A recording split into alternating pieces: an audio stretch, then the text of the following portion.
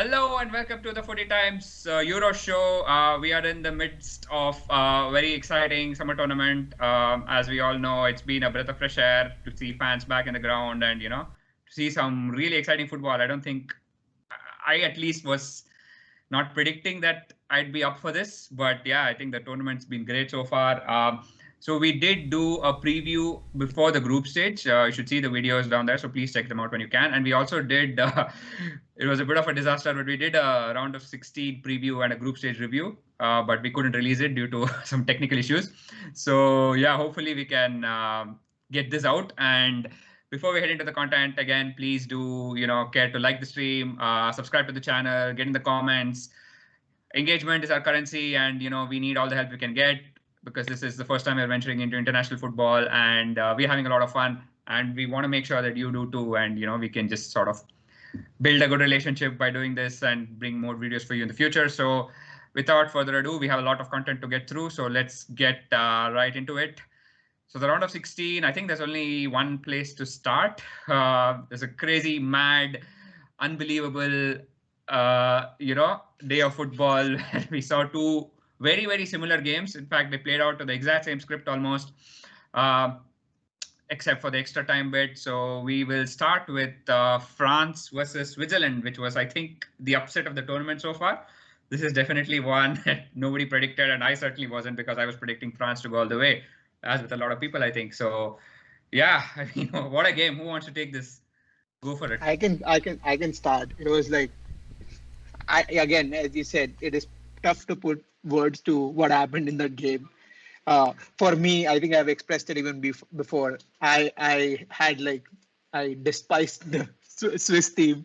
I just always related them to boring football, but they did anything but that. Yeah.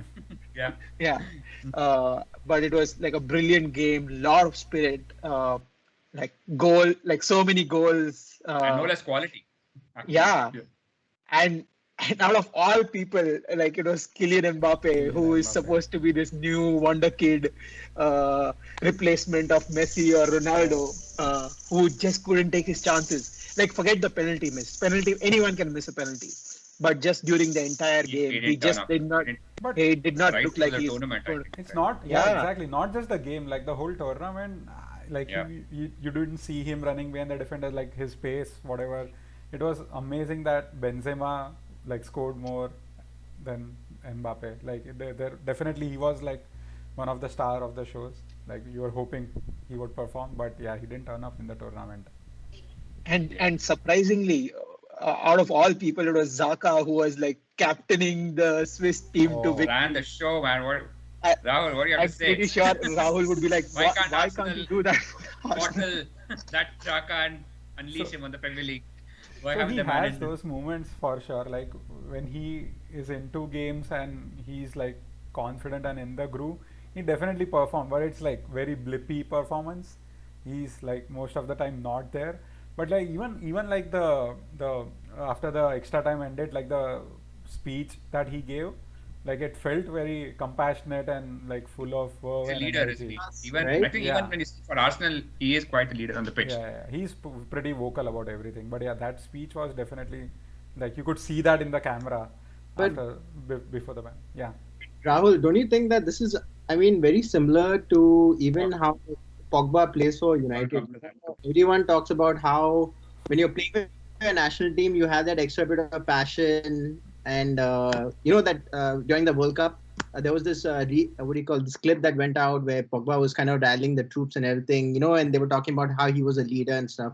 Similarly, I think Xhaka is that sort of a player that kind of brings that to the Swiss team, I feel, unlike to the Arsenal team. So I think that's what I think. Yeah, but it's definitely easier. One thing I wanted to highlight was the fact that, everyone's been talking about how Mbappe played poorly, and how Pogba, I think he was one of the reasons why the Swiss actually scored the goals as well. But most importantly, no one's talking about the fact how Didier Deschamps, he kind of ruined things for the French team. Like he went from a 4-2-3-1 versus Portugal to play a 3-4-1-2. I don't know if that was the perfect, the sort of formation that was required for this game. Yeah, And I think. Go ahead. so No, go ahead. Go ahead. Finish your thought. I was going to say that I don't think there was. I mean, everyone. I don't know. The midfield seemed to be pretty run over pretty easily. The French, I mean, the Swiss were able to penetrate. I was watching the game. I was like, what the hell? Where is Kante? Where's Pogba? Yeah. And they were able to just play the ball from the back. And it wasn't a long ball or anything. They were able to bring it all the way to the front fairly easily. And I thought. Zubair on the left side was pretty amazing, right, on throughout the game. And Pavard, oh my God, that guy Zubair. completely. Zubair was really good. Yeah. Yeah, So Zubair was- yeah, you know what? Yeah, I think that's actually the biggest takeaway for me from this game. That I don't think France were. I don't think they're used to playing a three at the back, and I don't think the players were right. Rabiot at left back, left wing back, and Pavard at right wing. I don't know which was a bigger disaster, honestly, because Pavard is basically a centre back. He's not that good. I mean, he's a defensive fullback, and Rabiot is not a fullback. And like Yeah. you said, I think usually when they play a 4-2-3-1 or 4-3-3, you have a third midfielder, right, alongside Pogba and Kante. And that just didn't happen. Rabiot was so wide, and they, like you said, the midfield got overrun. Switzerland have some real quality there, and more importantly, Switzerland have been playing this system for I don't know how long. They are very well drilled. They know exactly what they're doing. Each player knows their roles. And yeah, the quality that they brought to the table was what probably people didn't expect from Switzerland. Because this is something that, like you said, Nisarg, the general impression is that of Switzerland being a bit of a boring team. But they actually have got serious quality all over the pitch. Like if you look at their ball players, even at centre back, Akanji was absolutely sensational. Oh, you know, yeah. not many. Kanji He's was- actually, yeah, he's been one of the best defenders in Europe, I think. Kind of gone under the radar over the last 2 years. He's very good, can play in a high line, very good on the ball, good defensively, good one-on-one. And yeah, they just absolutely dominated France for like apart from those 20 minutes where, you know, they just came alive. France Yeah. came alive and basically changed the And system. that too right? because of a penalty miss. Out of Yeah. all things. Exactly. As in, that is pretty much what the jolt that the French team Yeah. had From the needed. backside. Right. And he actually changed the system to a back four, I think. He put Rabiot at left back, threw Coman on, and it was just all out attack. Yeah. I don't know if they get carried away with the whole like when Pogba scored that screamer, which was an amazing goal. I felt like the French team they were like, okay, you know what, we have this in the bag, and Yeah. that's what led to I don't know. I feel that even Deschamps got complacent. He took out Griezmann, and then he had to deal with the fact that what do you call? As in, I- I think at I that don't- point he was just trying to save the game. Like he was just Yeah. trying to play out the. No, but rest. it was still like, why would you? Griezmann was one of the better players on the pitch for France, so I don't know if that was one I of the. think that system was not, yeah, those changes were not designed to defend. I think it was a change designed to attack. And then this is the thing about Deschamps, right? He is a very pragmatic defensive manager. And as soon as they went 3-1 up, I think the tendency was to just sit back. And yeah, I don't think they expected Switzerland to come back the way they did. Yeah. I don't think anybody did, right? Once 7-3 went down, you thought that's it. The spirit must probably have taken a real blow, and that would be that. France would just see out the game because they are usually very good at, you know, just that's how they won the World Cup, basically. Yeah. Being very solid, being very organized. But yeah, I think the system basically in both halves, even though it contributed to 20 minutes of very good football, where the front three clicked and Benzema was just sensational. I mean, yeah, he brought his Real Madrid form to the table Exactly. for the first time in the tournament, probably. But yeah, I mean, on the whole, yeah, I think the better team won. We have to agree. Like for the majority of the game, Switzerland were the better team and they deserve to go through, even though it was a penalty shootout in the end. And of course, yeah, Mbappe missed. That was one of the few games where I felt the penalty shootout was a valid way to decide the winner. Right. Otherwise, it's generally harsh on one team, I feel. True. Yeah, definitely. Yeah, I think so. This does open up the tournament because we'll talk about more teams who went out, but this was probably the biggest one of all because nobody expected France to go out and they did. Moving on, one team which is probably going to benefit from it is Spain, who took on Croatia in another 3-3 game, which was so similar. That It was day was unbelievable. amazing for a football fan. Like Monday, Yeah. it was Yeah. brilliant to be a. Best day in a Euro 2020/2021. Yeah. I mean, they went 1-0 down, went 3-1 up, and then the other team pulled back to 3-3. Of course, extra time, After the script like, changed. yeah. In Go ahead. in extra injury time, right? Like they even equalized in injury time. That was pretty crazy the way they did. Yeah. Yeah. Last. Actually, I was away for those 5-6 minutes when they scored 2 goals. I thought it's done. Yeah. I was away and it came and like it went to extra So time. you I was like, didn't make oh the my same mistake in the god. second game, I hope. Yeah. Second game I sat through the whole thing, but yeah, the first game Yeah. definitely I was not there. But yeah, it was also a pretty amazing game. So Yeah. What do you guys think about the game? I mean, did it pan out the way you expected? I think we predicted it would be more of a possession battle because two Yeah. teams very efficient on the ball. As in the first half didn't produce a lot of quality. I felt it was, and Croatia I felt were lackluster Yeah, for Croatia. large parts of it. Um and I think Spain definitely looked like the team to score, and Yeah. like Spain I played well. thought that they're just going to sail through. As They in played really there is well. no, yeah. Spain, As in that's I just felt that they could have scored more goals easily. Uh, been their problem right through, I think. yeah, Go ahead. Yeah. and so yeah, as in and yeah, I felt like pretty much only Modric and not having Perisic, I think, showed the weakness. Like it was not as strong as a team. And yeah, I think the Croatia team is kind of aging as well. As in they've been having the same players over a long amount of time. And yeah, as soon as it went to extra time, the only hope I had for Croatia is just that they came back. So probably momentum. the spirits would be Yeah. high. But I think the physicality of it just Who got came them to the in party, extra right, time. for Spain? And out of Morata Morata, came to the party Yeah. for Spain. Well, Morata, he had a game of two halves. Not two halves, but in the beginning he missed He was. re- Yeah. Go ahead. he had a straightforward header in the first half, which he did not Yeah. put. Yeah, he was hoping, he was trying to get a handball from the defender, which was kind Typical of, Morata, really. yeah. But I mean, like you said, I mean, he came to the party not too late. He got them through, but didn't they? I thought I saw one of the strikers for Croatia. They almost scored in the 95th minute. Yeah. It's And an extra time, right? yeah, and Yeah, they should have had a big chance. nice Simon with a really good save. I mean, he went from 0 to hero. You know, Yeah. What about that goal?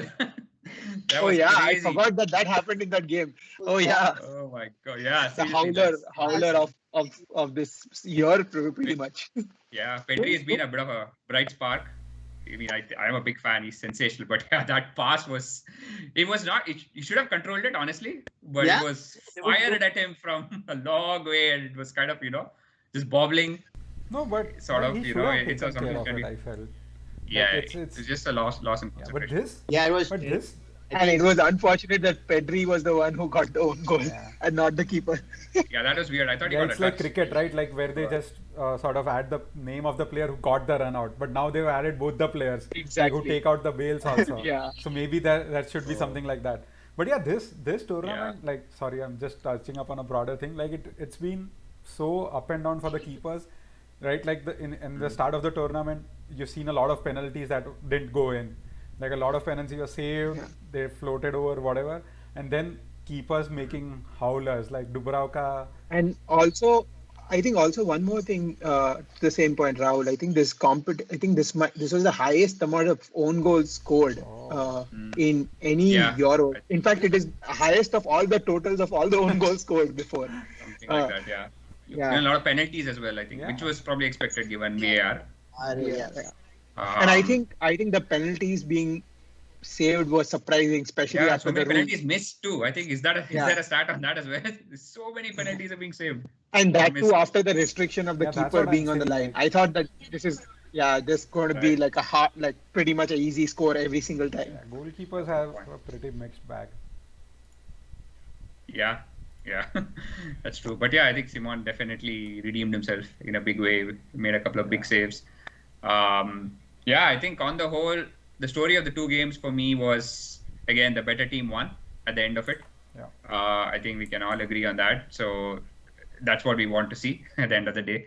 And also, other thing I was thinking was, do you think maybe the fatigue of the season is making it hard to defend leads?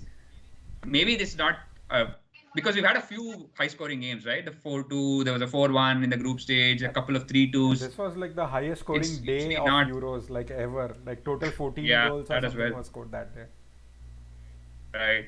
So typically you would expect teams to just, once they go 3-1 up in a major tournament, it's really hard to come back. So I'm wondering it's sort of made it more exciting as opposed to less exciting in a way. Yeah. The sort of fatigue and condensed nature of the season. But Avinash, there's also I don't know, there were quite a few games where they had 15 minute intervals or something, right? There was breaks between play. Cooling break sometimes. Yeah, cooling break.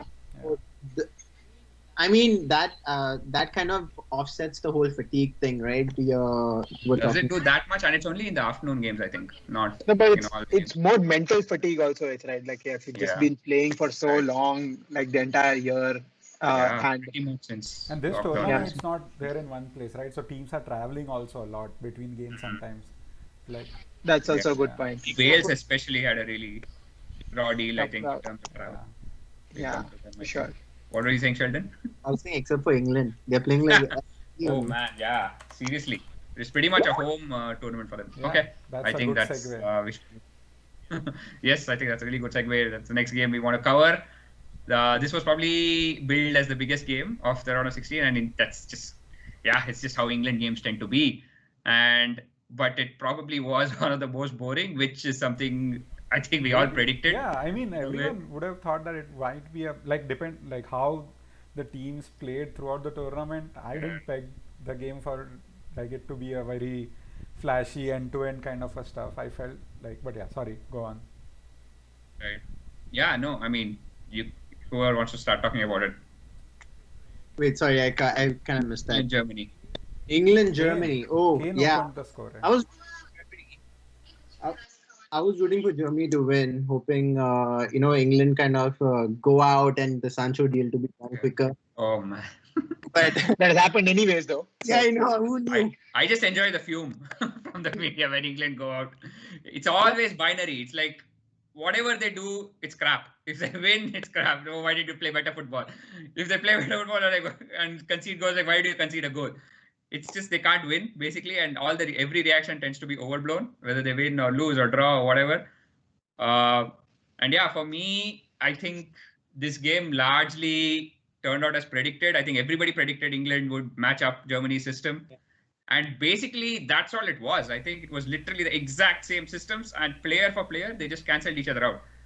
I think all over the pitch. That was my biggest takeaway for the game for me. One thing I wanted to ask. Sorry. Sheldon, your voice is not. I was saying was England. Do you guys think that England was the better team to actually go through?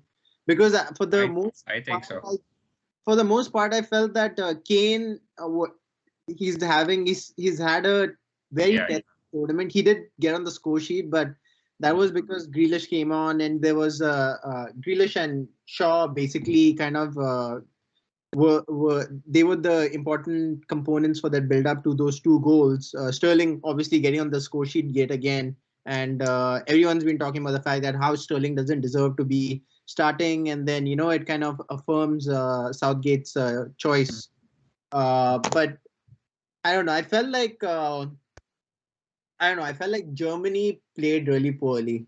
I think they started well. I think in the first half, especially Germany and England were too passive and maybe a little nervous, I felt.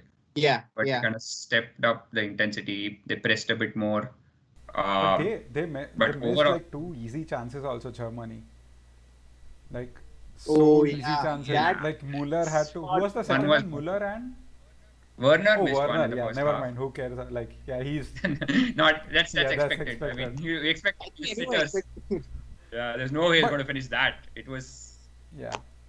But one thing I generally wanted to ask you guys, like I one thing that I didn't understand about Germany's general play was like there were so many good attacking talents, and it's like Jogi Löw always brought them at the end of the game. Like I don't know if it makes sense. Like Gnabry and Sané, like they came pretty late in the game always. Like if you see for Bayern. Yeah, I think it was again, as Avinash mentioned. I think the initial effort was to just cancel out the threats on the pitch, pretty much player by player, and I just felt that it was whose defense was worse. I think that is where the game was won. I think England has one thing which I have been impressed with England is just they've been solid defensively. 4 clean sheets now, right? So Yeah, they've not conceded a goal, and yeah, pretty much you knew that one chance is going to fall to someone, and it's going to be the game. I think the second goal was a good consolation, but I think I didn't even expect Germany to do anything after the first goal was scored. Got It was gifted a pretty chance much on a platter. yeah. We'll come to That's that. true. Yeah. Muller, out of all people, it was Muller who missed that chance. It's just Yeah. surprising. For me, I was saying, Sterling missed too. He backpassed, right? yeah, it was Sterling. Yeah, that's true. Imagine the criticism and backlash. In fact, it was probably a good thing because we know what happens after that. All sorts of racist abuse, and we've seen these stories too often. So in a way, it was good. But I mean, that for me signified the end of an era more than anything else. Yeah, Like 50 Muller, guys. we discussed before the tournament, right? He's been Germany's man for the big occasion over the past decade, and everybody was saying this. If you wanted, the chance to fall to one person, it would be Thomas Muller, and for him to miss, it was a sitter by his standards, or by any standards actually. Yeah, I think that's a given. I was expecting it to be scored for sure, but it would have definitely made the game a lot more interesting actually at 1-1. And actually, I want to pick up on something you said, Rahul, about the more sort of the flair players coming on late for Germany. I think that's where the difference was in the game, because when you have a game which is so tight, when it's man for man, when no one system is overruling the other in a way, You need to, nobody was like pushing men forward, creating overloads. None of that was happening. It was just they were cancelling each other out. The individual quality is what makes the difference. And for me, England had better individual quality. It's crazy to say that, but that's where we are. And I think Sterling and Saka were two players who really looked very bright. They were ready to take players on. And in fact, the first goal came with Sterling doing a bit of a Messi impression, where he just sucked in two players. He's so direct, and he was ready to run at them, and he basically sucked some players out of position, and that's what created the space for. And he was at the end of the move as well. Sterling was for me one of the best players in the game, and probably he's been England's best player in the tournament so far. And even like Grealish coming on, right? Yeah. And that thing about Sane and Gnabry is I don't think they've been in form. They've actually had horrendous seasons. Gnabry was so bad. No, like not just. Given- I'm just generally saying like the flair players like Musiala, all those players, like they were coming in pretty late. Musiala was- Coming on was more of a Hail Mary. Yeah, because Gnabry and Sane haven't been good. That's why they didn't play. And that's the thing. Muller and Havertz are good, intelligent players who like to drop into space, who like to link up. But that's when your system is actually working well, and you're managing to pull defenders out of shape and creating space for people to run in behind, or the wing backs to get in behind, which they did against Portugal. None of that was happening, and they really struggled. They just did not have that spark, which I think England did with the players on the pitch and who they brought on. And eventually, for me, that made the difference. So, I think Southgate got his tactics down to a T. Go ahead. Yeah. Mention a shout out to Harry Maguire. I think this was one of those games where he actually played really well. I think he was man of the match as well, despite Sterling and Kane. So I think the last couple of months have showed how good Maguire is, rather than what went before. Like Man United really missed him right towards the end. People were grumbling about Maguire all season, and then the last 2 months for Man United in England have pretty much highlighted how important and actually a really, really good, solid centre back he is. So like I said, I think it's coming home. If it doesn't come home now, I don't think it ever is. If not now, then never. Yeah, it's opened Easy up. side of the draw. Netherlands being out. All games at home except all games at home except the next one. Except pretty much the easiest game away. Right. Or neutral, not even away. It's just neutral venue. I got to say something. If it's not going home, it's going to Stockholm. No, Stockholm is gone. You mean Copenhagen? Copenhagen. Yeah, so you didn't quite get that right, but it's okay. I know what you were trying, but too bad. Yeah, I was just about to ask you guys, like, can Denmark pull off like the Greece? Yeah, we'll come to that, I think, in a bit. Okay, I think we should move on to the next game. This was probably vying with England, Germany as the biggest game. At least the biggest sort of, most exciting game, which people predicted would be Belgium versus Portugal. And oh my God, I don't even know where to get started with this. Sheldon, you are the Portugal fan. You can take this. I'm going to say that as a Portugal fan, I was like super pissed off, obviously, because I don't know, I felt like this game should have gone to at least extra time. Belgium were definitely not the best team on the pitch. They did get that really the goal from Torgan Hazard, which was obviously one of the really good goals. He shot from outside the area. So beyond that, Belgium didn't create anything. They had 6 shots, of which only one of it was on target, and that ended up in a goal. And then Portugal, yes, we did have like 23 shots on goal. Well, shots in total. 4 of them were only on target.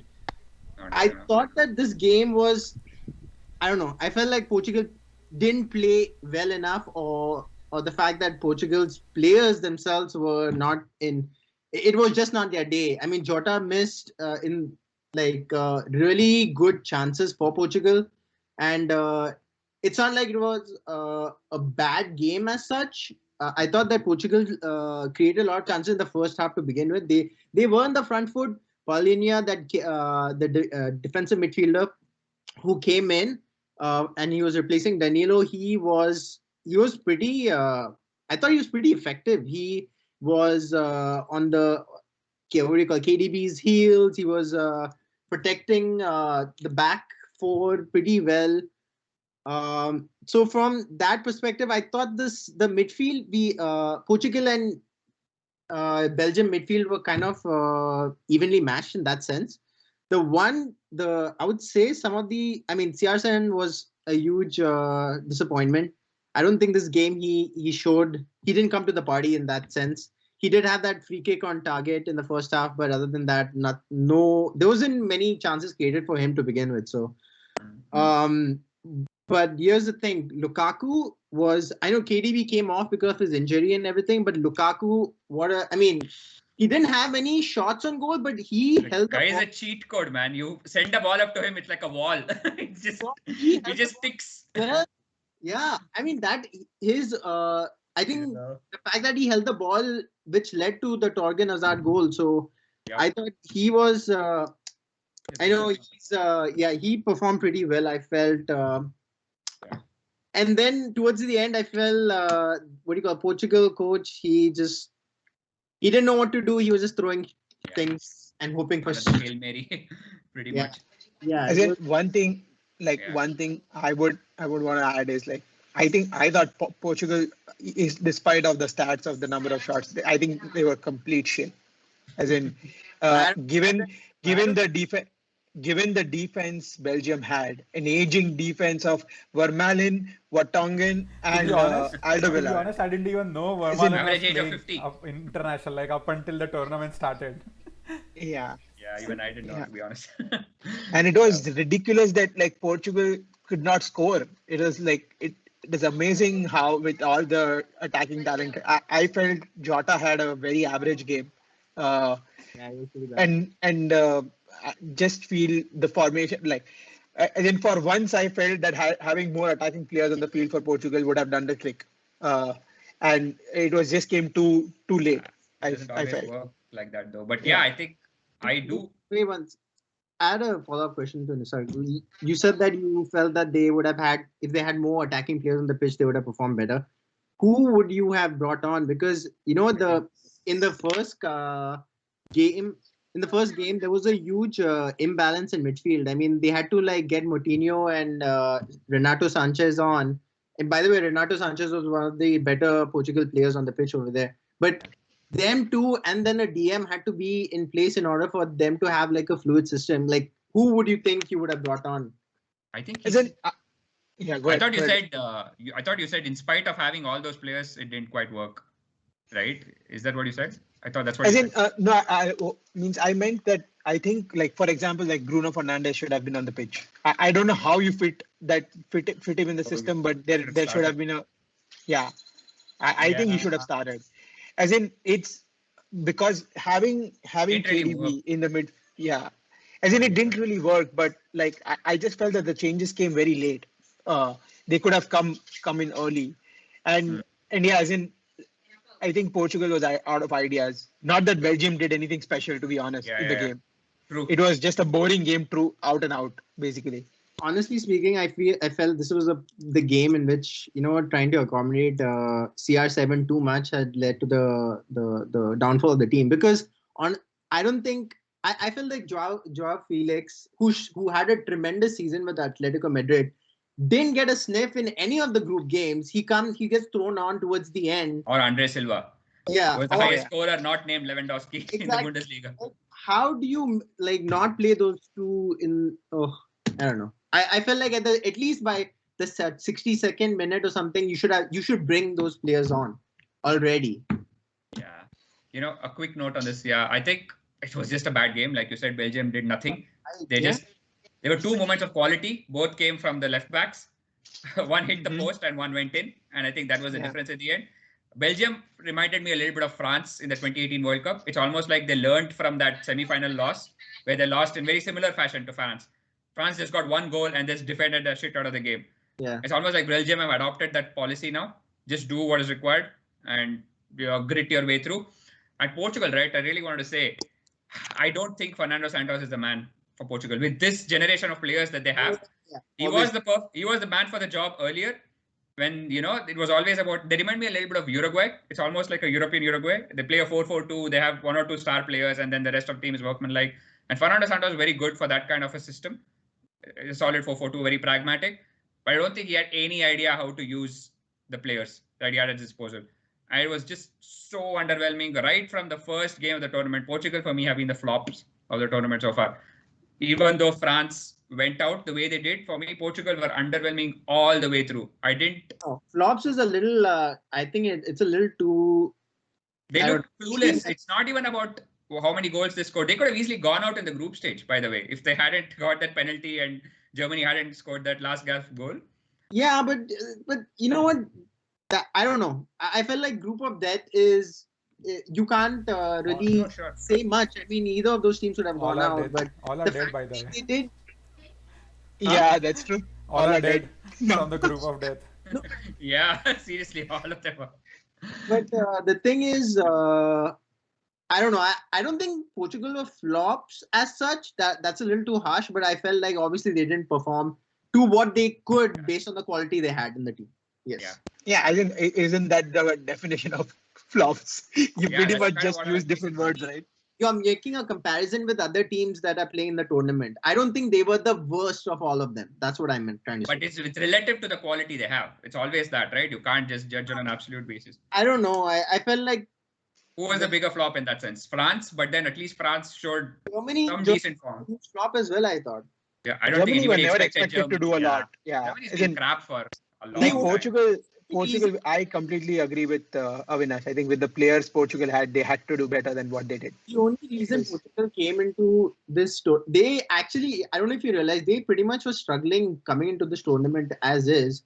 And the thing is, the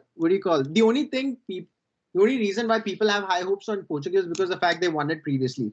And the fact that CR7... No, they have a superb team. Yeah, they have a this is the best team they've ever had. Yeah. Can you disagree with that? They did, but I'm just saying that I don't think that necessarily... Okay, you are the flops if you were performing consistently really well. And then when it came to the tournament, you completely... they weren't performing. That's what I'm trying to say. But, anyway. I think we should move on. So... I think the next few games we can probably cover quickly. What do we have? Netherlands versus Czech Republic. Oh, man. What do I say about this game? I think Frank de Boer showed his level. But in honesty, I mean, Frank de Boer, but what was De Ligt thinking by doing that handball? That definitely... Oh, my God. That was ridiculous. Yeah, that flipped the game pretty much. That basically what was decided the game. I think Netherlands were in cruise control for quite a bit of the game. They weren't troubled unduly, even though they weren't really creating or scoring. But I mean, Malen had a big chance before the red card. But yeah, and they were controlling the ball. Czech Republic were it was not even like they offered a threat on the break. But then that incident happened, and then it was just everything went downhill from that point. Yeah, I think this is the thing about De Ligt. He's very good when he's facing the play, but you isolate him one-on-one, put balls over the top, make him turn. He's a little cumbersome and slow in those situations. Mm-hmm. He's a little bit inexperienced as well. He tends to make rash decisions. he's obviously a fantastic defender and a big world-class talent. But yeah, I think he has weaknesses in his game, which may get exploited more, especially if you want to play in a more progressive and front-footed system, defending in a high line. But yeah, for Frank de Boer's been fired or sacked. I don't know what he left. Yeah, but I think he that's quit. pretty much in. Yeah, that's pretty much in keeping with his last 2 jobs. Netherlands didn't really have that much talent as they usually do. Sure. Yeah, but they played. Yeah, but as in head-to-head, I'm pretty sure most people would have betted on Netherlands going through. Yeah, because they looked exciting but so open. I mean, after going, that's basically a clinic on how not to defend with 10 men. They had no clue what to do. No clue. And at a top-level team, you should be able to. You have the better quality. You should still be able to, at the very least, not concede. But they just do it all over the place. They just lost their heads. Gini Wijnaldum has been the player of their player of the tournament so far. Went missing. Captain. I mean, game. Yeah, no leaders on the pitch. No leadership from the dugout.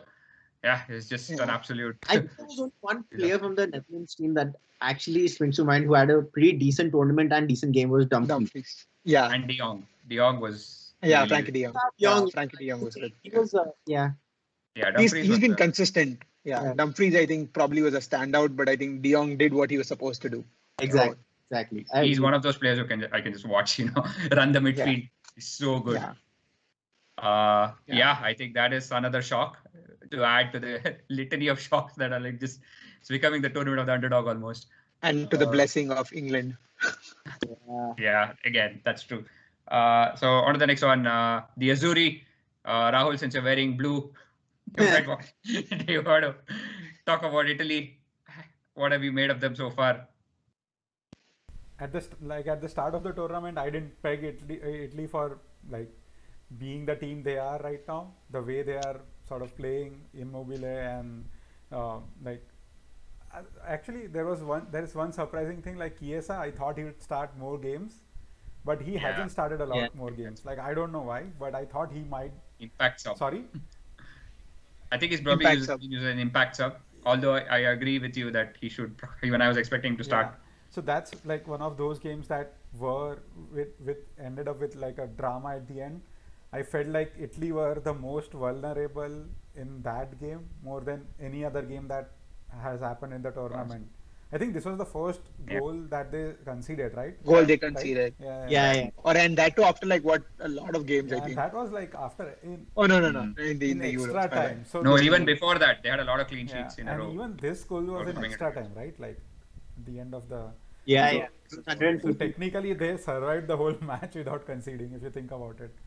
So so I felt like there definitely was an upset for the taking, but everyone almost expected Italy to go through, and that's what happened in the game. So, and Chiesa I think got on the score sheet. So Chiesa's.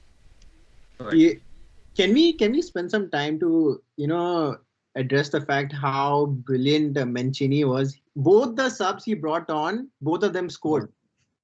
Or the depth that they have. Exactly. In Chiesa, one more thing, fun fact. Chiesa's father also scored Enrico 96 for Italy. And Mancini's played with him. But Mancini, exactly. Mancini and Vialli, who were both on the. But I mean, I thought Chiesa needs to be starting those games. He brings a lot of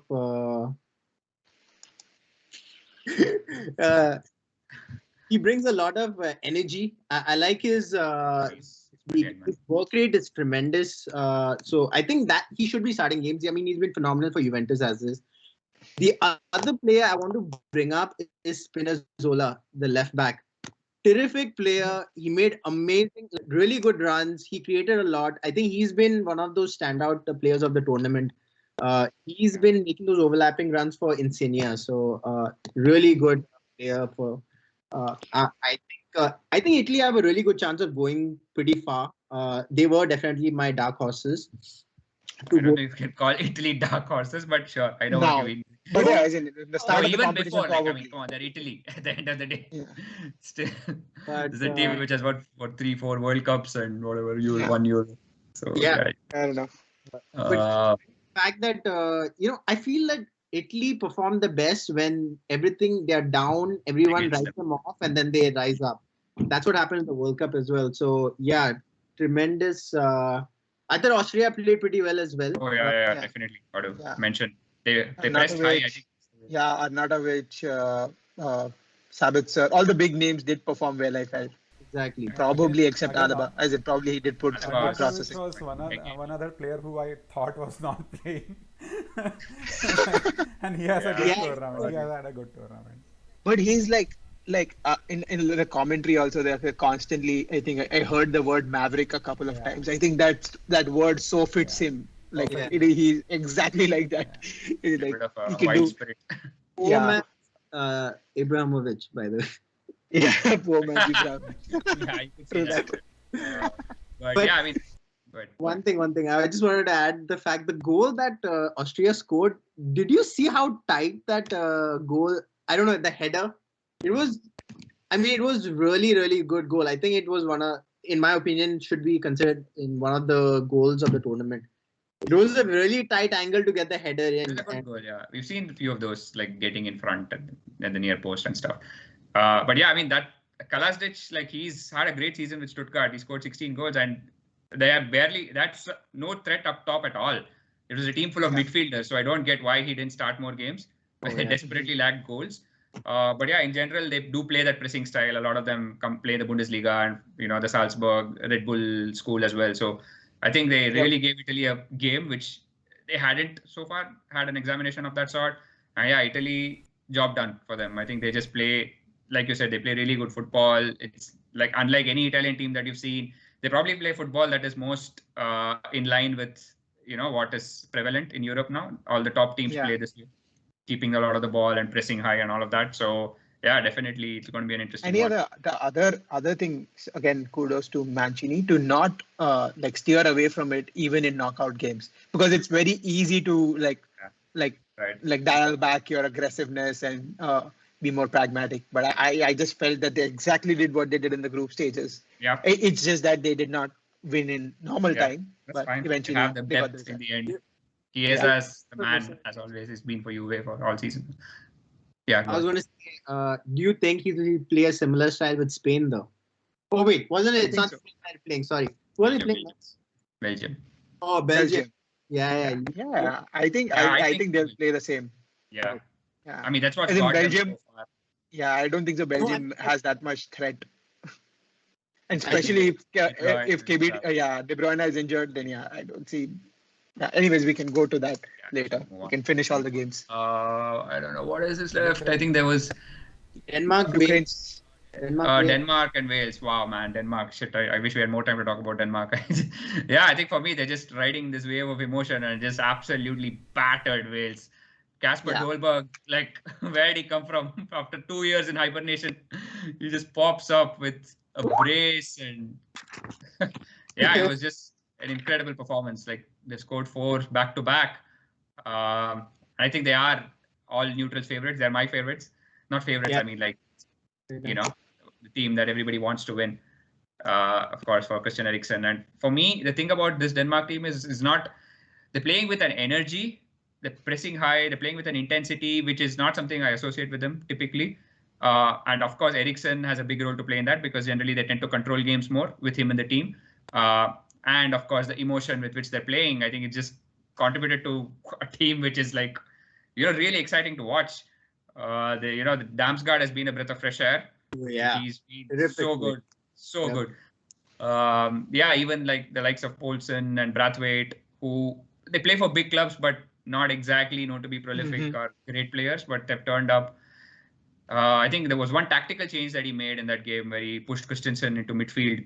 To almost just stand on Ramsey, and he just stopped. Bale and Ramsey had a good start to the game, but I think Bale started well, and then it completely changed after the goal, I think. Right. Yeah, and then it was just as one-sided a performance as you can see. Yeah, that's true. I think. And the last one is, I think, Ukraine and Slovakia. About that game, the 2 luckiest teams. So there are 2 things about that game. Initially, I didn't even realize Ukraine was through to the round of 16. but I saw the game because all the games before it, they were so exciting. I'm not going to miss that game. But that game actually turned out to be very interesting. Like, it was end to Yeah, end stuff. it was a very good It was game. a superb game, to be honest. And I became a huge fan of Forsberg after that game. Like, what a Yeah, player, yeah, man! yeah. I never realized he's so good. Actually, very good. It's just not shown up on the big stage before, I think. Yeah. But he's Has been he very ever well. played in the Premier League or like don't any even Premier know. League? No, No, he right? plays Leipzig. for RB Leipzig, and he's Yeah. been Ah, perfect for them. He's been good this season, actually. He's had a kind of resurgence almost because he was very highly rated like 2-3 seasons ago. I remember Liverpool were linked very strongly with him. And then he kind of just disappeared. And then this season, he was playing like a false nine-ish role a lot of times for Leipzig. Very fluid in a fluid front three. And he's one of those players who's really good on the ball, drifts in and takes those half spaces. Got real quality. I think he hit the post twice, right? why? Yeah, he hit the post twice, and before that, Ukraine also hit the post. Right. So they like cancelled each other out. Zinchenko had a And it's a shame that Yash is not here when his club clubmate Yeah. finally did something good in a game. He was Zinchenko brilliant had an throughout the game. I amazing felt. game. He was amazing. turned up. Yeah, throughout he the had game. an amazing Goal and an assist. Yeah. I think goal and an Yeah. assist, right? So, and that to the goal came so late. It was like So Yeah. so one thing It's interesting that he played at left back. So one thing that I wanted to ask you guys about that goal and the whole situation, like, was that a red card? For me, it wasn't. I mean, the tackle definitely looks horrendous, slow motion, retrospectively. Yeah, there's a lot of But debate. but I felt that was a super harsh red card.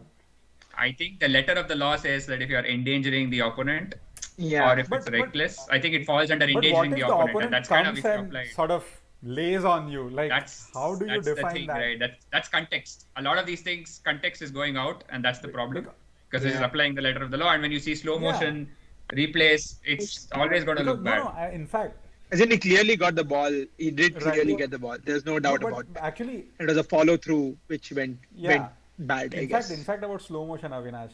Definitely, yeah. About the slow motion, like, even in the slow motion, you felt like ball was gone ages, and after that the player came in, the Ukrainian player came in. Even in, like, the slow motion was in fact Yeah.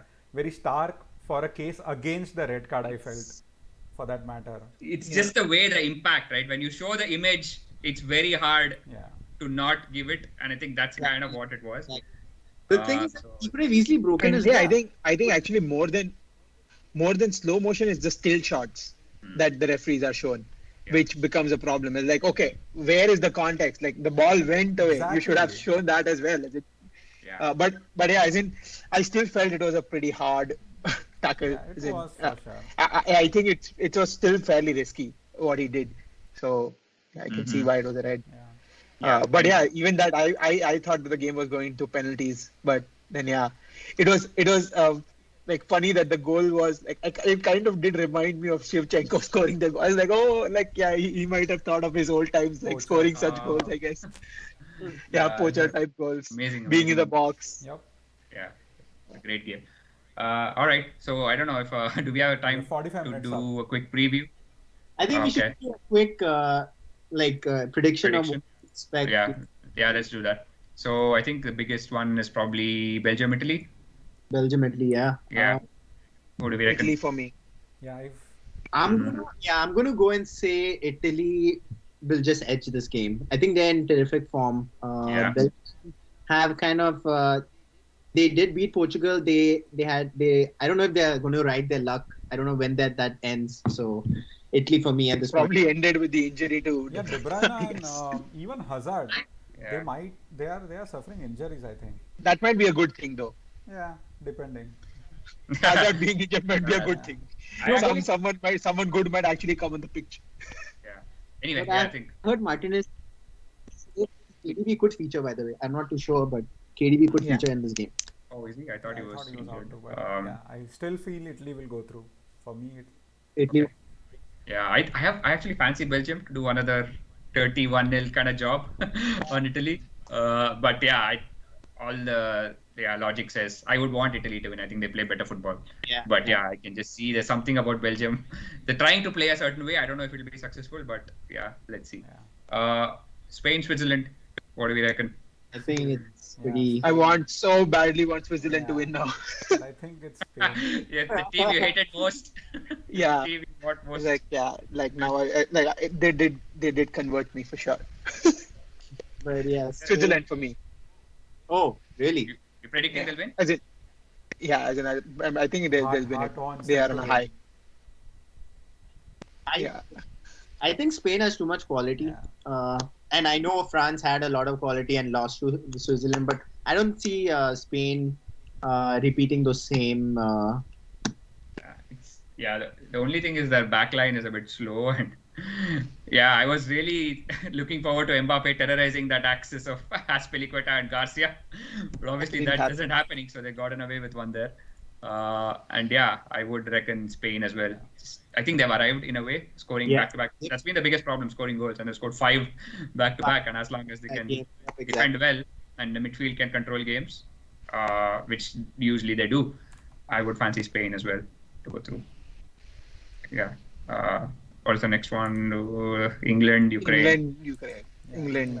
Yeah, I think everybody. If England don't win, it is going to be such a. I'm just here for the show. I want England not to win just for the media frenzy that will happen. That's always. As in, there are tweets. As in, I just feel that like a lot of English fans are a bit cocky. They like play the reserves and all that. As in, having said that, their bench does look better than their starting 11. I think it's England. Yeah, I think he goes back 4 for this one. He goes with more of his attacking players. I think unless anyone disagrees, we can move to the next. What is the last game we have? Denmark. That's actually a tough one to call. I think it's evenly matched, but I think Denmark, the emotion. riding their wave of confidence and the way they're playing. Czech, they weren't very. I don't think they would have gone through if Netherlands didn't get that red card. So I think I'm going to favor Denmark to go through in this one. And one quick shout out to the Danish fans. I don't know whether you guys saw the game, but they had this 12-hour window in the country, in Netherlands. So there were buses waiting on the border of Germany and Netherlands so that the fans can make their way back across the border so that they don't have to quarantine. So in the 12-hour window, they actually reached the game, saw the game, came back and went back. So it was amazing. There were like a lot of videos of fans like rushing back after the game, even after they won. Unfortunately, they didn't really have the time to party because it was really close in the 12-hour window. Yeah. So let's hope they have a party to show up on July 11th. They lift the Euros for the second time in their history. That's true. I think everyone is wishing them well. So it's been a great show, maybe a little longer than we thought, but we had so much content to cover. So hope to see you again. Maybe we'll do one more after the tournament. We'll see. So thanks for joining us. As ever, please do like the stream and get in the comments, subscribe. You know the drill. See you next time. Bye. Have a good